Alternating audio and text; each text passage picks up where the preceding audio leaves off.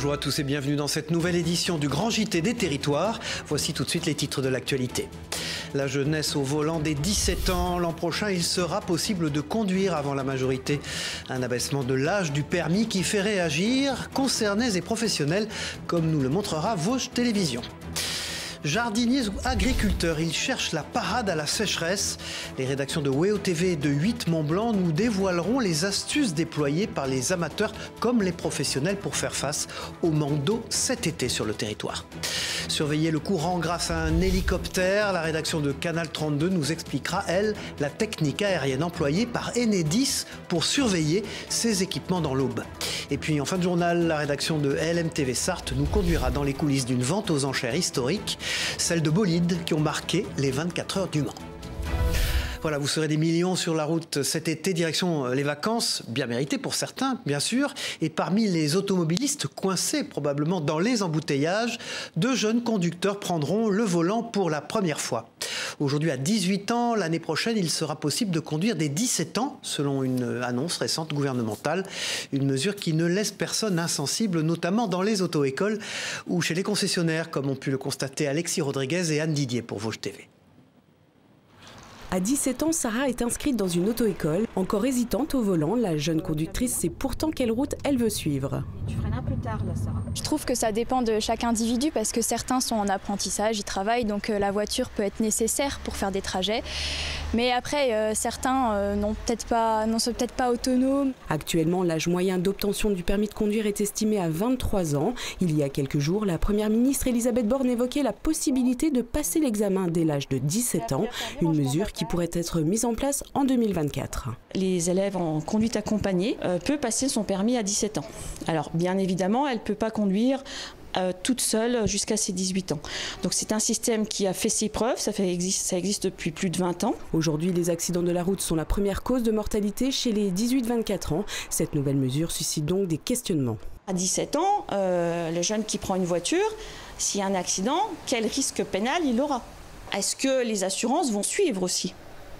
Ou il y aura peut-être une surprime. Vous voyez, tout ça, c'est un coût derrière. Autre possibilité pour les jeunes qui souhaitent conduire avant leur majorité, les 100P comme ils les appellent, ou voitures sans permis. Ces voitures limitées à 45 km/h sont de plus en plus présentes sur les routes. Dans cette concession, on en vend une centaine par an, entre 10 000 et 16 000 euros selon le modèle. En France, le nombre s'élevait à plus de 9 500 en 2019 et a quasiment doublé en 2021.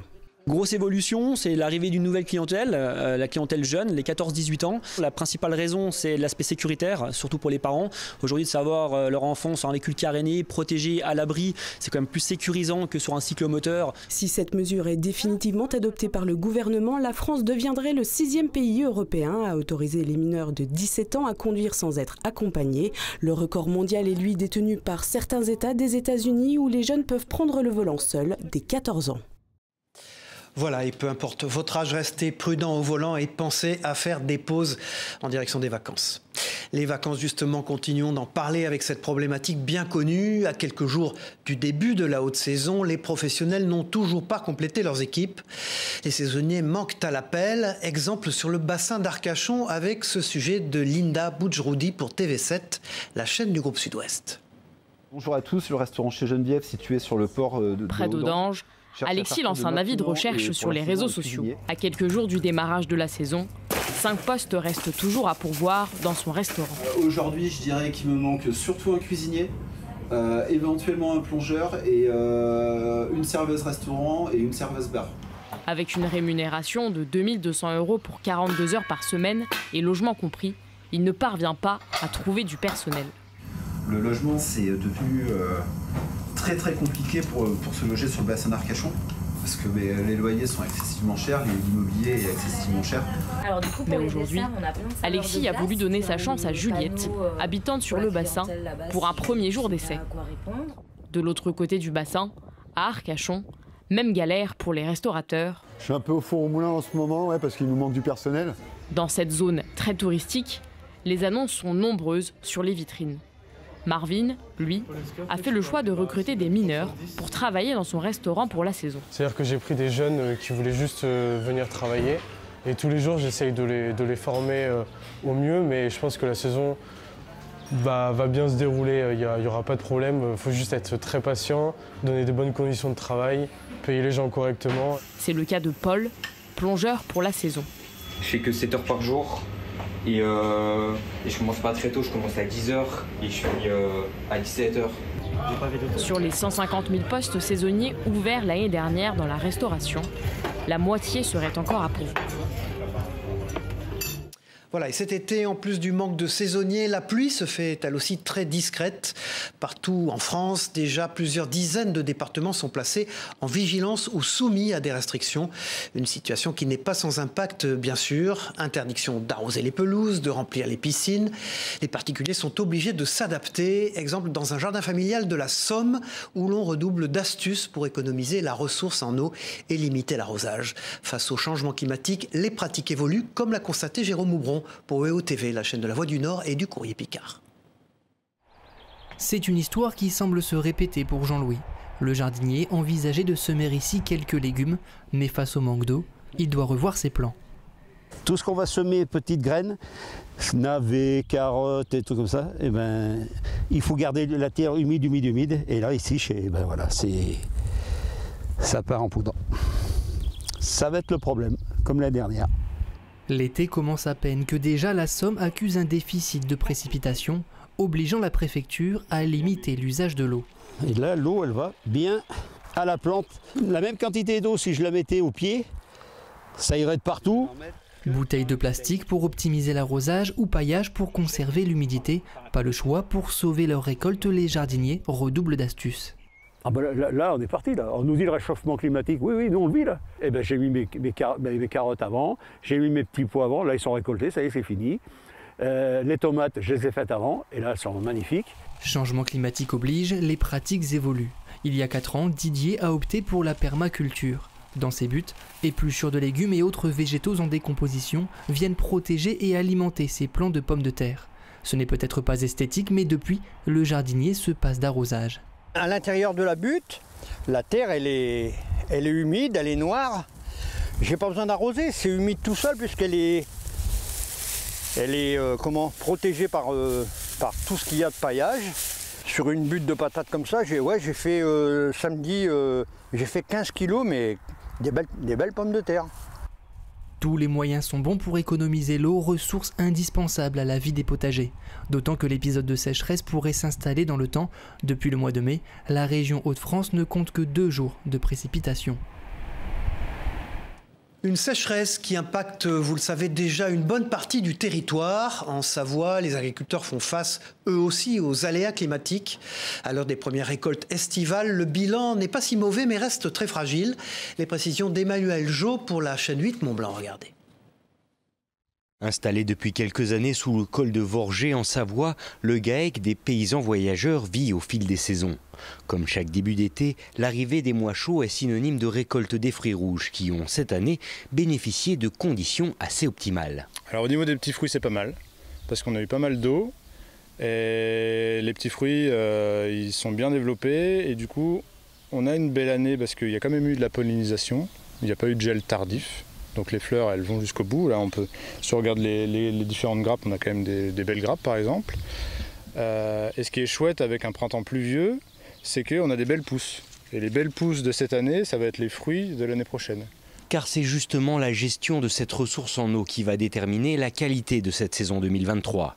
En effet, si les préfectures de nos départements ont déjà pris plusieurs mesures et arrêtés afin de prévenir les épisodes de sécheresse attendus pour les prochains mois, les agriculteurs, eux, se préparent en paillant les sols et en se gardant bien de dresser des premières tendances sur ce début de saison. Vous voyez, la météo, elle est toujours un peu incertaine. On nous annonce toujours des orages, potentiellement de la grêle, des gros coups de vent. Donc ce qui est ramassé, c'est ramassé. Ce qui n'est pas ramassé, il y a toujours un risque que ça reste par terre ou que ça se trouve abîmé. J'ajouterai un bémol sur le verger, ou tout ce qui est fruits à noyaux, où là justement le printemps assez frais et très humide a fait qu'il y a beaucoup de fleurs qui ont coulé. Et pour faire face à cette incertitude météorologique récurrente, nombreux sont les producteurs de fruits et légumes de nos territoires qui, à l'image des paysans voyageurs, ont choisi d'investir dans des systèmes de stockage d'eau pluviale. Une façon de minimiser l'impact du dérèglement climatique sur des cultures plus que jamais essentielles à notre quotidien. Voilà, et le monde agricole s'invite aussi à Paris dans ce journal. La chaîne francilienne 20 minutes TV s'est glissée dans une séance d'initiation à l'agriculture urbaine à Bobigny. Sur place, les bénévoles apprennent quelques règles basiques du potager. Un sujet de Mélanie Faure. Regardez ce reportage. Pour faire la fête, il faudra attendre demain. Comme tous les vendredis, la Prairie du Canal ouvre ses portes pour accueillir ses bénévoles. Au programme, du repiquage de basilic avec Thaddée. Maintenant que la graine a germé, on se retrouve avec pas mal de petites plantules qu'on va regrouper dans un seul godet. On va en mettre 5. Je vais choisir mes petits plants et je vais repiquer le petit bouquet de basilic à l'intérieur. Rapidement, les bénévoles prennent leur marque avec le sourire. Un peu dur, un peu dur. Non, ils sont super sympas, franchement ils sont accueillants et puis même quand on arrive, on nous sert un petit café, on est bien. Aaron et Bilal sont venus ensemble. Cette expérience de bénévolat donne le coup d'envoi de leur week-end, une activité mûrement réfléchie. J'avoue que c'est la première fois que je le fais. C'est plutôt parce que les plantes ça m'intéresse et du coup j'avais envie d'apprendre un peu plus le jardinage et l'agriculture bio. Je trouve ça important. Sous la serre, le soleil fait grimper la température, mais pas de quoi décourager Naomi qui vient tous les vendredis. J'ai appris à semer, à repiquer les plantes parce que je viens de la campagne, mais au final, j'ai jamais vraiment aidé mes parents pour le jardin. J'ai aussi appris, par exemple, à monter une serre. On a fait du bricolage, on a fait des tables, des bancs, des ombrières. En un après-midi, les bénévoles et Thaddée repiquent en moyenne une centaine de basilic. Dans quelques jours, ils seront disponibles à la vente. De l'agriculture urbaine au champ de canne à sucre martiniquais dans ce JT. La rédaction de Via ATV a rencontré un cultivateur alors que la récolte de la canne à sucre touche à sa fin actuellement. À 43 ans, Willy Louzy Daniel est propriétaire aujourd'hui d'une vingtaine d'hectares. Les pieds sur terre, il est conscient des difficultés du métier, mais n'envisage pas pour l'instant une reconversion. Un sujet de Loïc Régis, regardez. Au début des années 2000, Willy découvre les métiers de la canne aux côtés de son père, lui-même travailleur de la terre. Une expérience enrichissante pour lui. La graine est semée, il en fera aussi son activité principale. Ça amène un savoir-faire, ça amène aussi de connaître les moments difficiles, d'apprendre que c'est pas un métier facile déjà. Amoureux de la terre, il se développe au fil des années. Il exploite 1 hectare au départ, une vingtaine aujourd'hui. Pour atteindre ses objectifs, Willy a réalisé de nombreux investissements. Satisfaction personnelle, de pouvoir grandir, de pouvoir s'améliorer, d'investir, de pouvoir aussi créer des emplois. Alors que la campagne 2023 touche à sa fin, le quadragénaire tire un bilan plutôt positif de ses récoltes. Si tout n'est pas parfait, les motifs de satisfaction sont nombreux, notamment en termes de quantité. La récolte en elle-même, le tonnage, le rendement n'était pas trop mauvais. Je pense qu'on tourne autour des 60 tonnes, 70 tonnes hectares. Pilotin assumé, Willy Louzy Daniel travaille majoritairement avec la distillerie Lamoni. Comme lui, il existe un peu moins de 200 producteurs de canne à sucre en Martinique. Allez, tout à fait autre chose dans cette édition. Parlons à présent de réinsertion en milieu carcéral. Une prison de Moselle organisait il y a quelques jours une rencontre entre employeurs et détenus. Objectif préparé pour les candidats, leur avenir professionnel et se donner ainsi une seconde chance. Un contrat de travail pour la liberté. Un sujet de Lucie Philippot pour Moselle TV. Vous recherchez dans quoi quand vous parlez de chantier? À peu près n'importe. Ce jeune homme sort bientôt de la maison d'arrêt de Sarreguemines. Mais avant cela, il doit préparer sa sortie, prévue prochainement. Mais j'ai une peine de 14 mois à partir de... Ok, mais il y a possibilité d'aménagement de peine, je pense, avec sortie, avec bracelet peut-être. Voilà. Ouais. Rencontrer des agences d'intérim, c'est pour lui le meilleur moyen d'obtenir un travail une fois sorti de prison. Pour moi, c'est important parce que ça consiste déjà à la réinsertion. Au moins, en sortant d'ici, on peut déjà avoir un contrat ou un truc en intérim, un CDI, un CDD.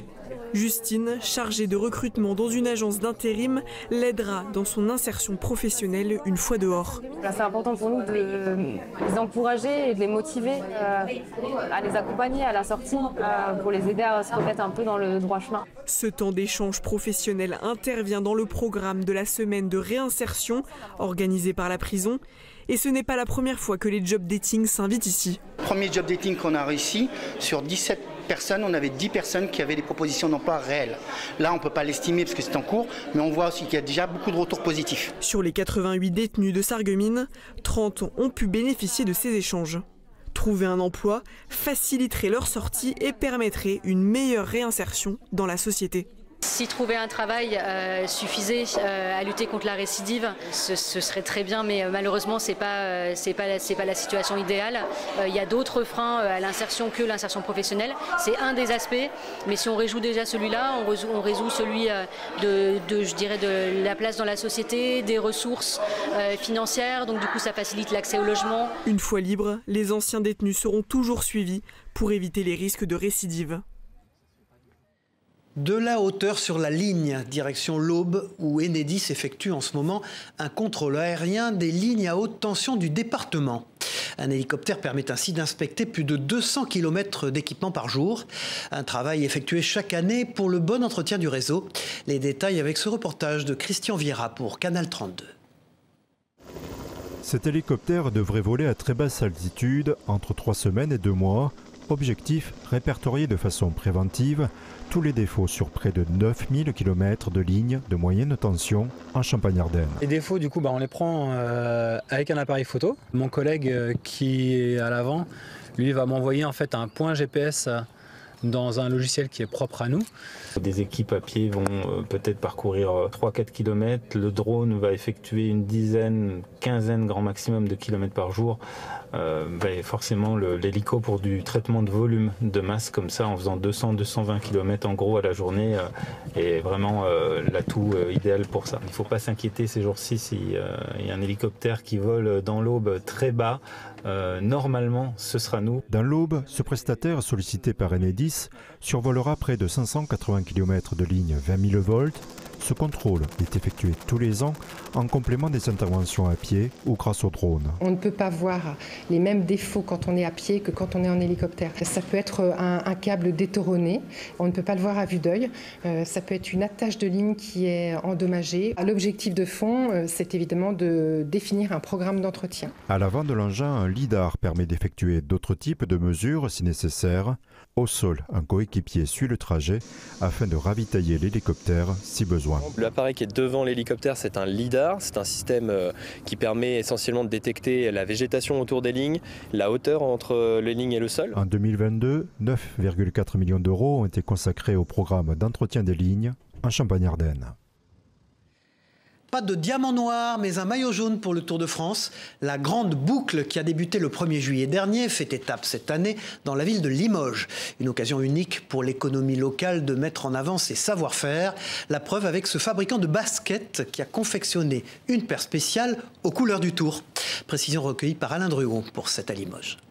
Donc voilà les éléments qui ont été imprimés, donc bien entendu avec le logo du Tour de France pour l'occasion. Le choix était de réaliser en fait une impression et bien entendu on a mis à l'honneur Limoges sur la talonnette extérieure pour que ça ressorte bien. Il y a un projet qui était accepté par ASO, donc la société qui organise le Tour, et surtout en lien avec le secteur communication de la ville qui m'a bien aidé là-dedans. Donc le but c'est vraiment c'est un objet de communication qui va me permettre de donner un peu de visibilité à la marque, de montrer qu'à Limoges, on fait de la porcelaine, mais aussi, on fait aussi des baskets. Et du coup, on s'est un peu lâché dans la personnalisation en faisant un produit qui est, on va dire, fun en fait, au coloris Tour de France. Allez, une belle histoire à présent dans ce journal, celle de Gabriel, un enfant de 13 ans, et de Noisette, une vache. Les deux complices ont noué une étonnante relation depuis que le premier a sauvé la seconde de l'abattoir. Une histoire d'amitié dont vous voyez quelques images et qui sera bientôt mise à l'honneur dans une émission de France Télévisions. Propos recueillis par Neil Ferrani pour la Dépêche du Midi, notre partenaire.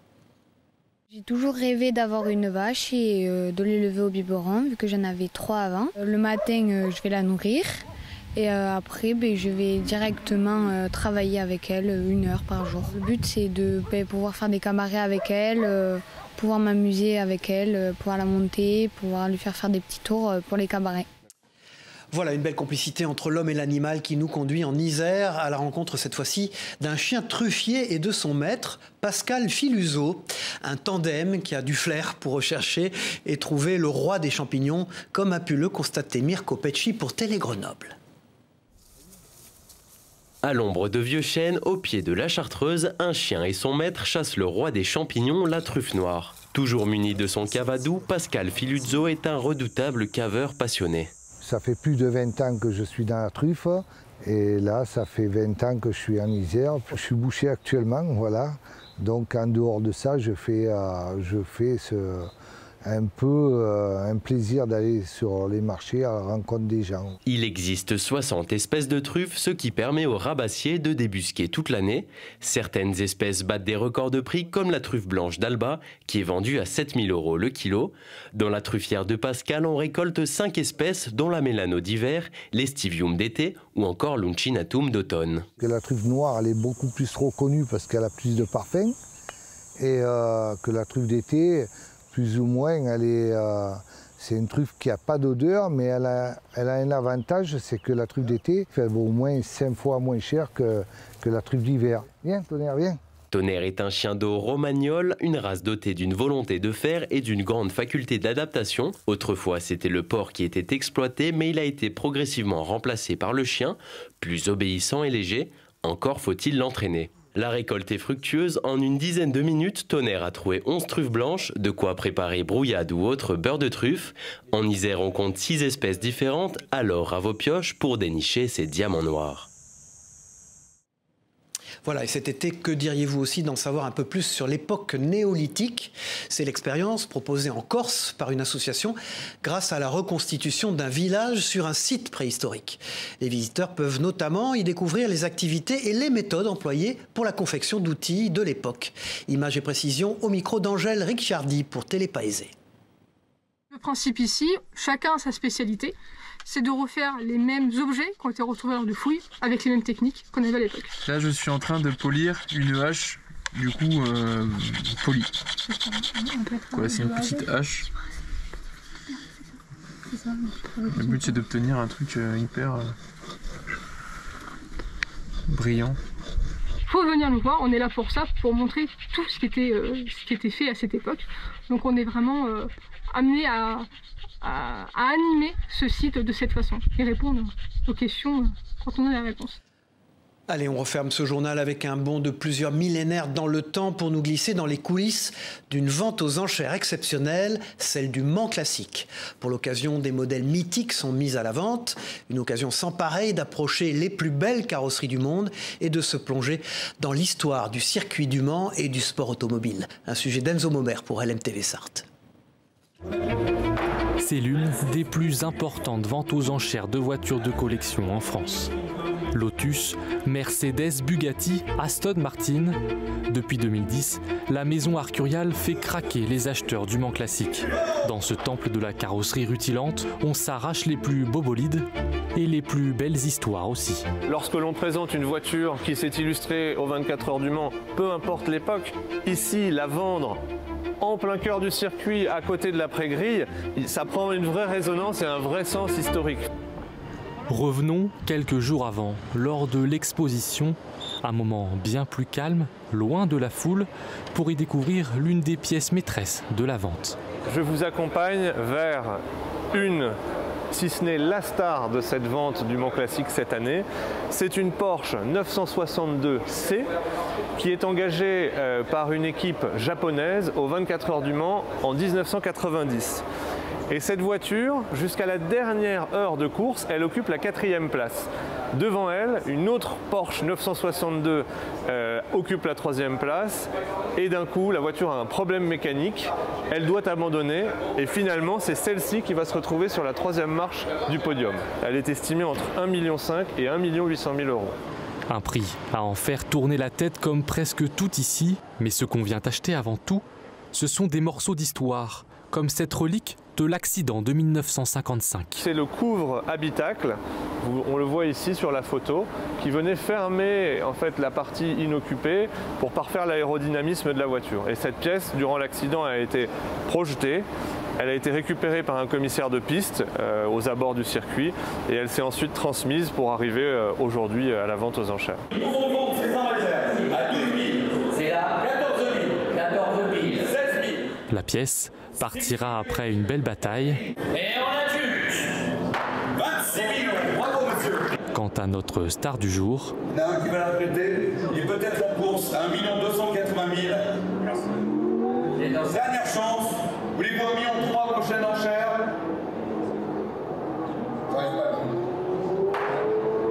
1 280 000. Une vente en dessous de l'estimation qui reste quand même l'une des plus élevées de la journée. L'acheteur, lui, est anonyme. Aux enchères, c'est bien connu. Les belles ventes gardent toujours leur lot de secrets. Voilà, c'est la fin de cette édition. Merci d'avoir suivi le Grand JT des Territoires. On se retrouve très vite pour une nouvelle édition. Au revoir à tous.